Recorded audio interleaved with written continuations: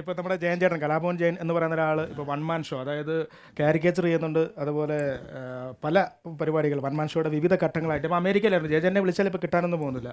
ചേട്ടാ, അപ്പോൾ നമ്മുടെ കാരിക്കേച്ചർ ഉണ്ട്, അമേരിക്കയിൽ പോയി വൺ മാൻ ഷോ തകർത്തുന്നു. 3 മാസം അമേരിക്കയിലായിരുന്നു. അപ്പം മനുഷ്യമായിട്ട് എന്തായിരുന്നു അവിടെ പരിപാടി? അവിടെ ഒരു പ്രോഗ്രാമുകളുണ്ടല്ലോ.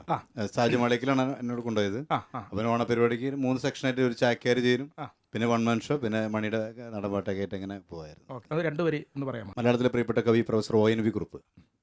എന്തിനെ പൂക്കൾ വിരിയുന്നു ഉണ്ണിയെ കാട്ടിക്കൊതിക്കാൻ, എന്തിനെ തുമ്പികൾ പാറുന്നു ഉണ്ണിയെ കാട്ടിക്കൊതിപ്പിക്കാൻ, അണ്ണാർ കണ്ണാന മണ്ണു ചുമന്നതും കുഞ്ഞി തത്ത പയറുവറുത്തു, പായർ പെണ്ണിന്റെ പാൽക്കൂടം കൂവിയൊരായിരം തുമ്പപ്പൂ മണ്ണിലുതർന്ന് അവം തെച്ചിട്ടു ചെങ്കണ്ണായ ഈച്ചയും പൂച്ചയും കഞ്ഞി വെച്ചിട്ടത്, ഈച്ച മരിച്ചതും പൂച്ച കുടിച്ചത്, ഉച്ചവയിലെങ്ങോ വെള്ളം കുടിക്കാൻ പെട്ടെന്ന് പോയി തിരികെ വരുന്നു, കുഞ്ഞേടത്തി പറഞ്ഞു കൊടുക്കും ഉണ്ണിക്കൽപ്പുറം ആഹ്ലാദം.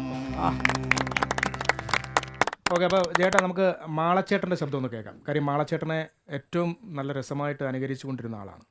അല്ലേ പറഞ്ഞിട്ട് വരില്ല, എല്ലാം പറഞ്ഞാൽ അറിയാനും കൂടുതലും ചെയ്യും. കൊടുതറേ കൊടിത്തലൈ കൊടുതറേ ചക്രപണി വാക്കിയ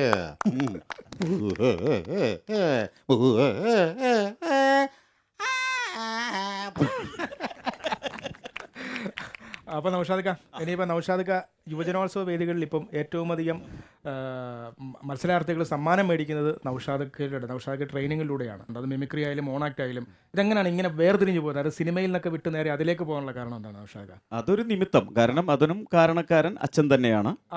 അച്ഛനാണ് കാരണം. ഒരിക്കൽ കലാഭവനിൽ വെച്ചിട്ട് ഒരു കുട്ടിയെ പഠിപ്പിക്കണമെന്ന് ഏതൊരു മിനിസ്റ്ററുടെ പേരക്കുട്ടിക്ക് വേണ്ടിയിട്ടാണ് അവിടെ വന്നു, കലാഭവനിൽ വന്നു. ആ കുട്ടിക്ക് മോണോക്ടോ മിമിക്രി എന്തോ പഠിക്കണമെന്നും പറഞ്ഞു വന്നു. ഒരു വർഷം പഠിപ്പിച്ചു, ആ കുട്ടിക്ക് ഫസ്റ്റ് കിട്ടി. അടുത്ത വർഷം ഒരു കുട്ടി വന്നു, ആ കുട്ടിക്കും സ്റ്റേറ്റിൽ ഫസ്റ്റ് വന്നു. പിന്നത്തെ വർഷം ഒരു കുട്ടി വന്നു, അപ്പോഴും ഫസ്റ്റ് വന്നു. ഇപ്പോൾ മുടങ്ങാതെ ഒരു 23 വർഷമായി സ്റ്റേറ്റ് വിന്നേഴ്സ്.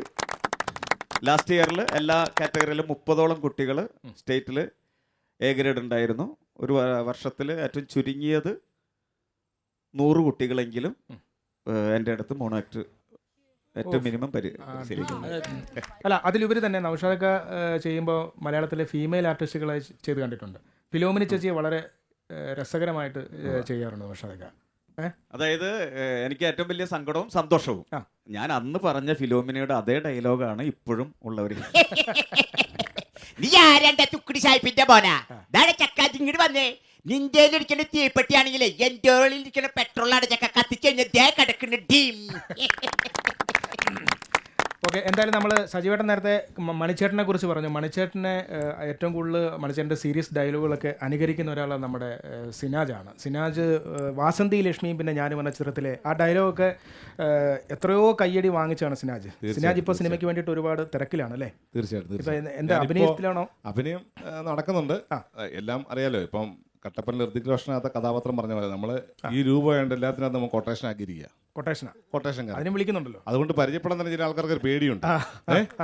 കാണുമ്പോൾ പക്ഷെ നമ്മളൊരു ചിത്രകാരനാണെന്നോ ഒരു മിമിക്രി ആർട്ടിസ്റ്റ് ആണെന്നുള്ളതൊക്കെ ഉണ്ടെങ്കിലും ആക്ട് ചെയ്യുമ്പോൾ അവരിപ്പോഴും ഒരു റഫായിട്ട് നമ്മളെ കാണുന്നത്.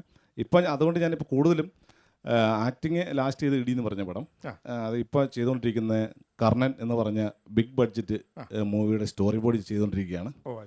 അതൊരു 300 കോടിയാണ് ബഡ്ജറ്റ്. അപ്പോൾ അതിൻ്റെ ഫുൾ ക്രിയേറ്റീവ് ഞാനാണ്. അപ്പോൾ പിന്നെ കഴിഞ്ഞ പടം നമ്മുടെ ചാർലി ചെയ്തായിരുന്നു, പിന്നെ ഹണീബി, പത്തേമാരി, പിന്നെ ഇപ്പോൾ ഫഹദ് വാസിൻ്റെ റാഫി സാർ പടം, ദിലീപേട്ടൻ്റെ ഡിങ്കൻ. തീർച്ചയായും. പിന്നെ ഇപ്പോൾ ജിത്തി ജോസഫ് സാറിൻ്റെ ലക്ഷ്യം നടന്നുകൊണ്ടിരിക്കുന്നത്. അതിൻ്റെ ഫുൾ 7800 ഫ്രെയിംസ് വരച്ച് 4 മാസം കൊണ്ട്.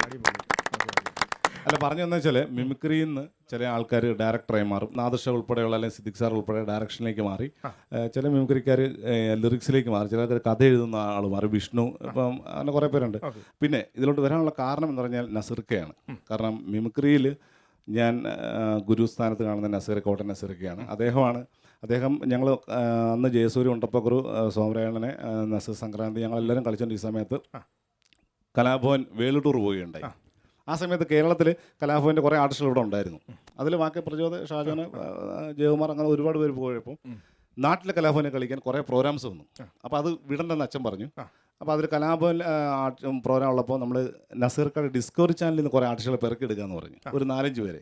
അന്ന് സിനാജ് കലാഭവൻ മണിച്ചേട്ടനെ ചെയ്യുമായിരുന്നു. ഞാൻ ചെയ്യായിരുന്നു. അപ്പോൾ അങ്ങനെ ആ മണിച്ചേട്ടൻ്റെ ഞാൻ ചെയ്തുകൊണ്ടിരിക്കുന്ന സമയത്ത് പ്രോഗ്രാം ചെയ്ത് കഴിഞ്ഞ് കലാഭവനിൽ വന്നു കഴിഞ്ഞപ്പോൾ അതിൽ എന്നെ മാത്രം അച്ഛൻ സെലക്ട് ചെയ്ത്. അച്ഛൻ പറഞ്ഞെന്താണെന്ന് വെച്ചാൽ ഈ അന്തൻ ഇവിടെ നിൽക്കട്ടെ എന്ന് പറഞ്ഞു. അങ്ങനെ അപ്പോൾ എൻ്റെ പേരറിയത്തില്ല. അപ്പോൾ ഷിബു ജോൺ പറഞ്ഞു അന്തനോട് നിൽക്കട്ടെ. അപ്പോൾ ഷിബു ജോൺ പറഞ്ഞു കലാഭവൻ സിനാജാണ് എന്ന് പറഞ്ഞു. അങ്ങനെ ഞാൻ കലാഭവൻ സിനാജ് എന്നുള്ള പേര് സ്വീകരിക്കുകയും അങ്ങനെ അച്ഛൻ നമ്മളെ തിരഞ്ഞെടുക്കുകയുണ്ടായി. അപ്പോൾ മണിച്ചേട്ടൻ്റെ ഒരു ഓർമ്മയാണ് ശരിക്കും വാസന്തി ലക്ഷ്മി പിന്നെ ഞാൻ സിനിമയിൽ. വാസന്തി എൻ്റെ കൊച്ചേട്ടൻ വന്നു. വേറൊരു കാര്യമുണ്ട്, എൻ്റെ കൊച്ചേട്ടൻ ഒരു പാട്ട് വേണം. എന്നെ മനസ്സിൽ കുത്തി കുറിച്ച ചെറിയ ഗാനം എല്ലാവരും പ്രോത്സാഹിപ്പിക്കണം, രക്ഷിക്കണം. അല്ലത് കേട്ടോളീൻ. കാട്ടിലെ മാനിന്റെ തോല് കൊണ്ടുണ്ടാക്കി മാരാര് പണ്ടൊരു ചെണ്ട, കോലോണ്ടി തൊട്ടാൽ ചിരിക്കുന്ന ചെണ്ട, മേളത്തഴമ്പുള്ള ചെണ്ട. കൃഷ്ണേട്ടാ വാശിന്റെ കണ്ണി മീൻ കൊത്തി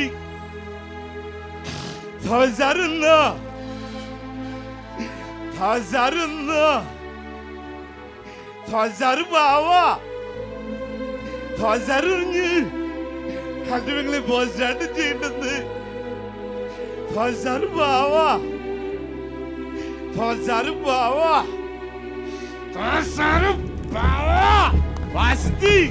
വച്ചിട്ട് പോവാ. അന്നൊന്നും ലോകം എനിക്ക് കാണണ്ട, എനിക്ക് കാണണ്ട, എനിക്ക് കാണണ്ട, എനിക്ക് കാണണ്ട. Thank you. കൊടുക്ക്, കൈ കൊടുക്ക്. സാഞ്ചേട്ടാ അവിടെ ഒരാളിരുന്ന് കരയുന്നുണ്ട്. സരിക ഇരുന്ന് ഭയങ്കര കരച്ചില്. സരിക പെട്ടെന്ന് ഇത് കേട്ടാൽ കരയുന്ന ഒരാളാണ്.